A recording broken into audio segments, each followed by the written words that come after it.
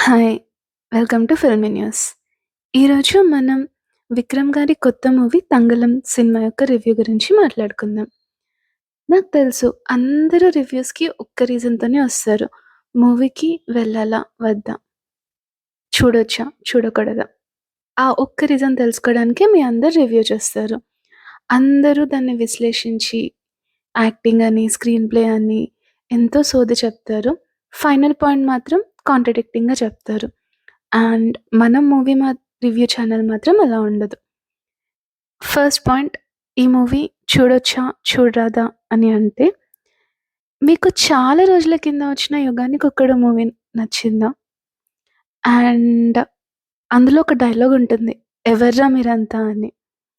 ఒకవేళ మీకు proper Tamil movies, చాలా బాధతోని ఉండే మూవీస్, ఒక డిఫరెంట్ వరల్డ్‌లోకెళ్ళి ఆర్ట్‌ని అప్రిషియేట్ చేసే మూవీస్ నచ్చుతాయి అంటే, ఈ మూవీ చూడండి. మీకు చాలా నచ్చుతుంది.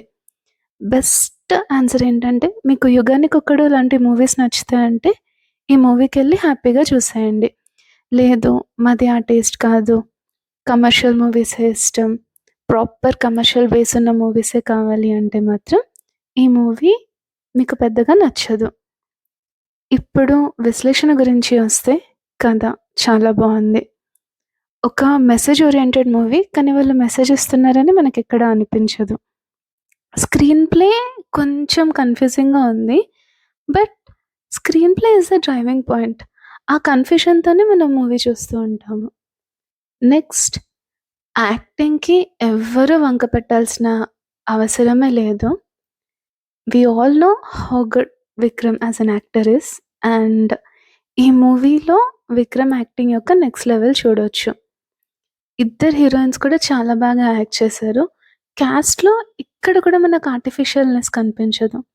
మూవీకి ఒక సోల్ ఉంటుంది అని చాలామంది అంటారు. ఆ మూవీ చూస్తున్నప్పుడు వాళ్ళ ప్రపంచంలోకి వెళ్ళిపోతేనే మనం ఆ మూవీని ఆస్వాదించగలుగుతాము. అండ్ అక్కడే డైరెక్టర్ సక్సీడ్ అయ్యాడని చెప్పొచ్చు. ఈ మూవీలో ఆ పాయింట్ 100% వర్క్ అవుతుంది. మూవీ చూసినంత సేపు మనం ఆ వరల్డ్‌లోకి ఎళ్ళిపోతాము.